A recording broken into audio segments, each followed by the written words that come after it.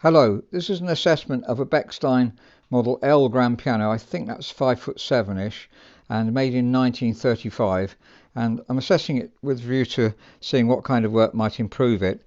So let's have a look first of all at the ivory keys, which are generally good, but some of them have been taken off and put back on.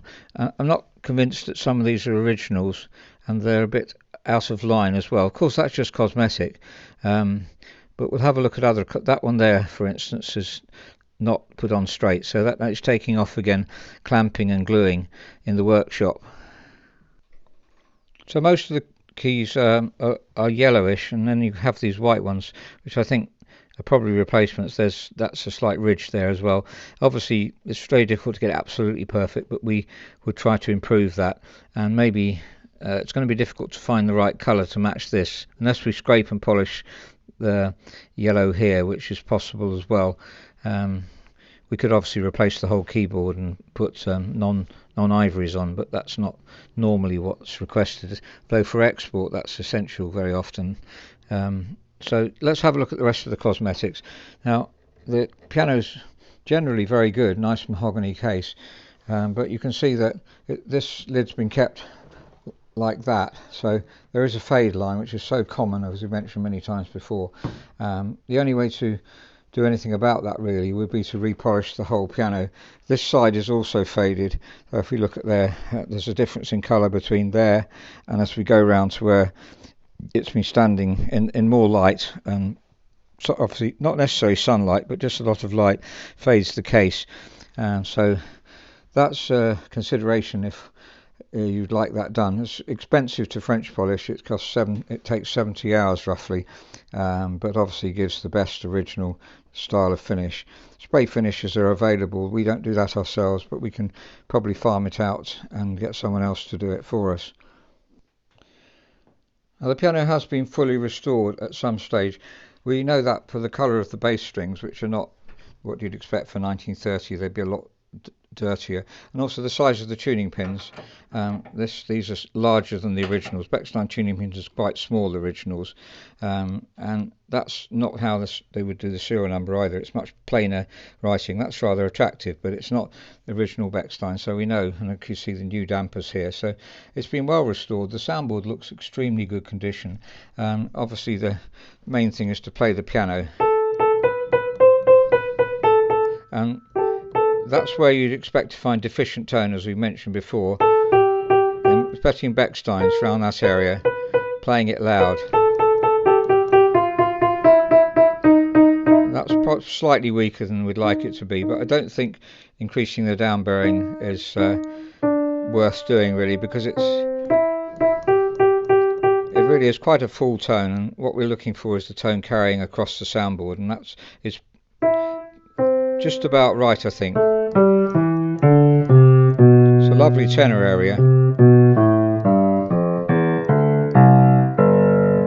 Nice solid bass, and you can see the strings, we mentioned this before, there's not too much gap between the end of the string and the agraph. Means that the person's been caring about how they make the bass strings, and the tuning pins are very tight, so there's lots of very positive things to say. It's always worth checking for moth, because in older houses, and this is in an older house, you often get moths coming in even if the piano's been restored, and we've found that many times, but we can see no evidence of moth. They usually, you can see these have been eaten away a bit. One or two of them might be missing, but these are all perfect. To see how much wear the piano's had over its whole life, the Bechstein pedals tend to be low, as we said before, though these are a bit higher, I think, because the caster cups are a little bit higher than the older ones as well. But there's no sign of wear on the end of the pedal here, not very much anyway, so it has been used but not excessively. Now, touch weight's really important, and something we can refine definitely on the piano. We'll look inside later. That's 50 grams, and just pressing underneath to overcome the inertia, it drops down nicely, so that's exactly correct. And this one, let's try that one. So maybe slightly heavier, and let's try the D, and again that's pretty good. There are some though that are a bit on the heavy side. E's a little bit heavier, and I think I found A was a bit heavier as well, and that's to do with the fact that it needs lubricating. If we lift that C up, it goes straight back down. If we leave A up, and it doesn't go down so fast. So lubricating the centre rail, as we've mentioned many times before, see, those ones are fine, this one isn't. So there's a slight variety. That's not too excessive, so it's going to be easy. And I don't think we'll need to reweight the keyboard with weights. It's worth checking for moth under the keys too, but these are all fine. Actually, I can notice a little bit of attempts for moths to get into this, so perhaps I think we need to treat it just in case. You can see, perhaps you can't see on the camera, but if I zero in, there we are, you can see that, I'm sure. So moths have attempted this, but haven't managed to eat very much of it. Now, I just mentioned lubricating the centre rail, which I've got other videos about, but now it's just general regulation and voicing. The hammers haven't been used much since they've been replaced. I'm just checking the softness here. They've obviously been voiced nicely, and they're quite hard at the top. Obviously we're going to try and voice them and perfect them as much as we can, but there's not much indentation there, which is encouraging. And the hinges are tight here. They haven't replaced the shanks, which we would normally do, a matter of course, so that all the hinges are the same tightness. And then we've got to, it's quite a lot of work, but in some ways it's less work if you don't replace the shanks, because you've got to travel them to the key, to the strings as well. This has also been replaced, beginning to get slightly flat, but I think probably if we just lift, regulate the capstans under here. I don't know if I can get the camera down there. There we are.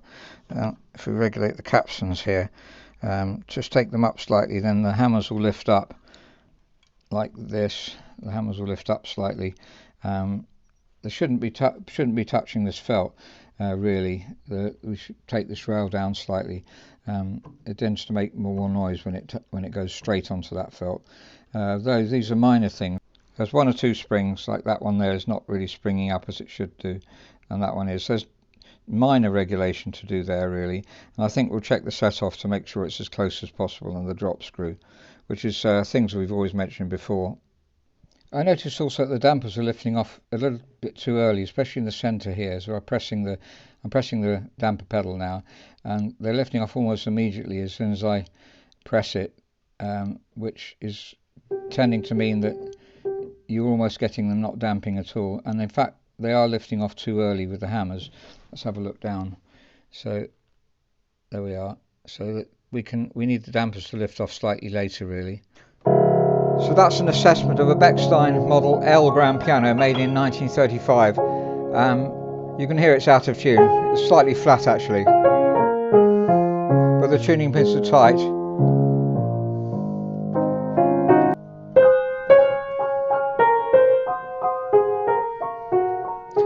And does sing beautifully. It's one of Bechstein's best pianos really, and one of the best pianos of this length you can get.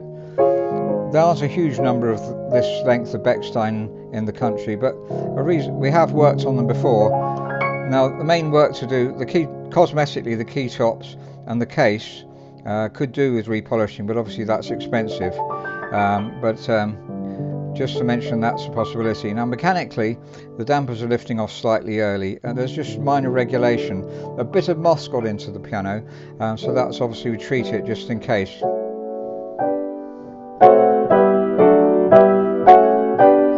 It just resonates very beautifully. Now it has been restored in I think the 70s, looking at the colour of the string really, and a very good restoration.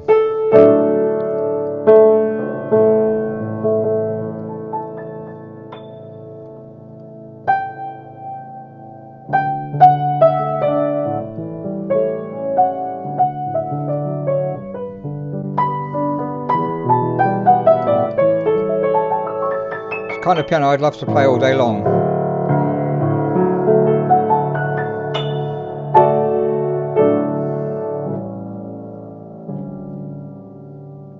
It does need regulation to play softly, and the touch is just slightly varied. This note here seems to be slightly sticky as well. So there's various things to do that we need to improve the piano. I think actually the stickiness is this front rail, and there was a piece of felt stuffed in it which would explain it. So we'll put those felts behind there again. It's very common for Bechstein front rails to touch, so I shall do that before I go. I hope that's been helpful, and thank you very much for listening.